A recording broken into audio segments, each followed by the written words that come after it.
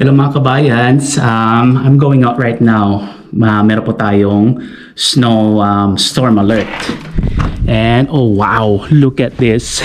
Oh my god. We're white out. Oh wow. Look at the snow. Nako. Magiging makapal to. Ayan, tingnan nyo. Wow. Now this is the first na yun talagang we have like big chunks and thick snow. Like talaga makakapal yung niya. So pasok mo tayo sa loob. Look at that. Wow.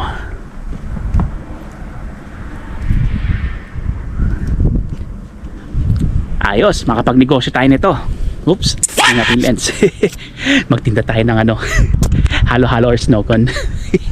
Joke lang, pwede man.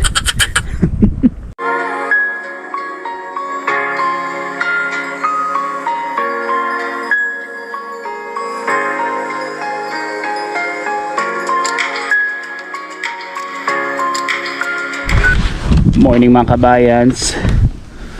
So yes, kahapon we had a real good snowstorm at ito na yung aftermath. Mabutit nilinis na ito ng namin plow guys. Tingnan nyo ang kapalo. Ayan o. Nangalahati sa binti ko. So this is gonna be like more than 5 inches. Kapalo. Mabuti tumigil din. Dami oh. Ayan, mabutit nilinis yung namin driveway. Parking namin. That's what I mean. See, ang dami oh. Ayan. So ngayon, kailangan pagpagin naman natin yung sasakyan natin. Mabuti walang kumapit sa puno. Dito lang oh, sa evergreen. Ah yes, it is cold. So, sige, pagpag muna tayo ng sasakyan natin.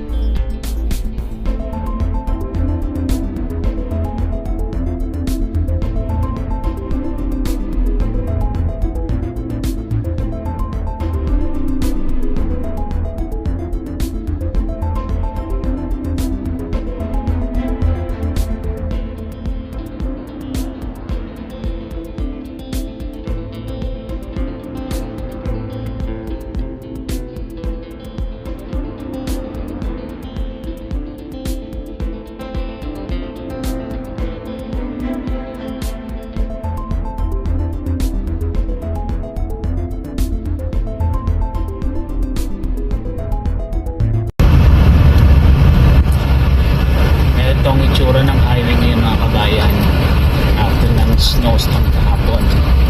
Mabutit na linis nila pero nung paglagay ng asin it's not gonna work right away kasi na medyo makapagpayan yung snow na yan kahit tingin sa kanila at least yung meron nangingitim na part yan nag-work pa yung snow pero dito hindi pa sa side ko. Kaya advice sa mga nakatira sa mga state na may mga nag-snow, get up like 30 to 40 minutes extra time para magpapagpag ka ng sasakyan mo para may time ka pa na ipa-warm up yung sasakyan and you have extra time na pagdadrive papunta sa destination mo.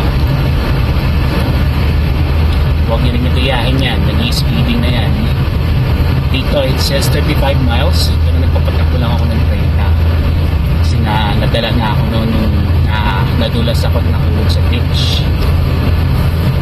Kaya drive safe, get some extra time para hindi ka nagmamadali.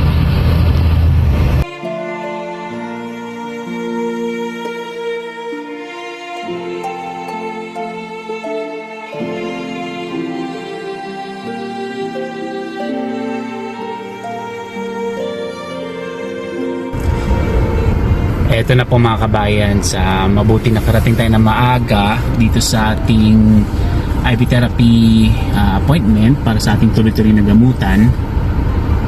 Just like what I said, wake up early, 30 to 40 minutes early para may time kayong magpagpag ng sasakyan and you have time na extra time na makapag-drive kasi ang karsada po ngayon ay talagang madulas. Siyempre, pagkatapos ng ating appointment with our IV antibiotic, and then siyempre tumapat din today ang aming paggawa ng aming monthly grocery. Yeah, no matter what, dito sa Wisconsin, when it's cold or nice, this is what we're dealing with, especially pag nag-snow. Yeah, tapos nito, gawin natin ating pag-grocery and see what can we do something else for today. And tapos tayo for another IV therapy today. And then we're gonna go do our groceries. And I don't know what else are we gonna do for today. Itong wall na to. Teka, harap natin camera sa kabila. Yeah. Daming snow. Lamig. Ayos. Mag-snow kung tayo mamaya or halo-halo. Okay. Nandito na tayo sa bahay. Sunday na natin si Boray para makapag-grocery kami. So, one more thing. I forgot to make a greeting sa inyong lahat. Good morning po sa inyong lahat mga kabayans. Diretso kagad sa happenings eh. So ngayon mag-grocery kami and then I don't know what else we're gonna do today. Ayan na si Waray. Ready to go. Balot na balot oh.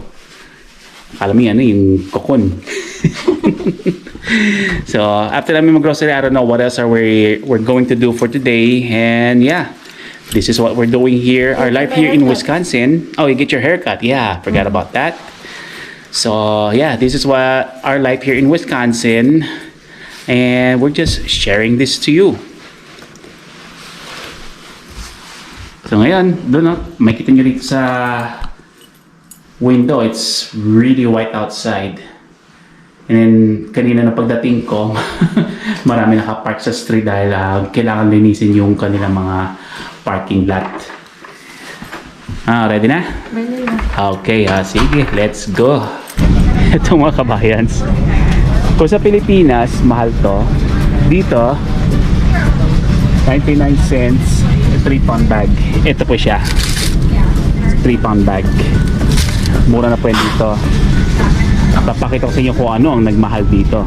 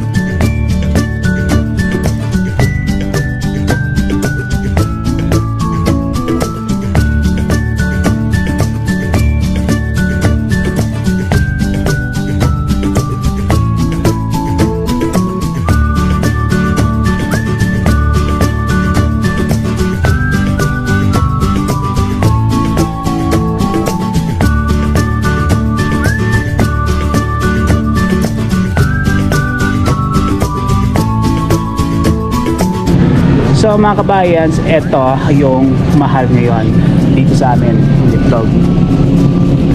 This is a box of eggs. And before it was like $7 something, and now it went up really high. Tingnan nyo, nakakalula yung presyo. So kung sa Pilipinas mahal ang sibuyas, dito ang itlog parang ginto. So sobrang mahal. But we still need eggs, kaya pick up na rin tayo.